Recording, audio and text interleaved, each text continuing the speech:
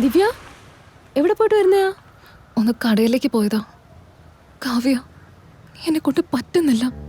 നീ എങ്ങനെയെങ്കിലും എനിക്കൊരു ജോലി ശരിയാക്കിത്താ. സർ, ഞാൻ പറഞ്ഞില്ലേ എൻ്റെ ഒരു ഫ്രണ്ട് ഒരുപാട് കഷ്ടപ്പെടാന്ന്. ആ ജോലി ചോദിച്ചത് ഈ പെൺകുട്ടിക്ക് വേണ്ടിയാ. അതാ സർ.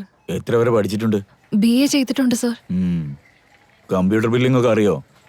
പറഞ്ഞെന്നാ ചെയ്യാം സർ. ഓക്കെ, എനിക്കും കൗണ്ടറൊക്കെ നോക്കാൻ ഒരാളാവശ്യമുണ്ട്. 12,000 രൂപ ശമ്പളം. ഓക്കെ ആണെങ്കിൽ നാളെ രാവിലെ മുതൽ ജോലിക്ക് വന്നോ. Okay sir. Okay sir, thank you sir. ഇതാ സർ.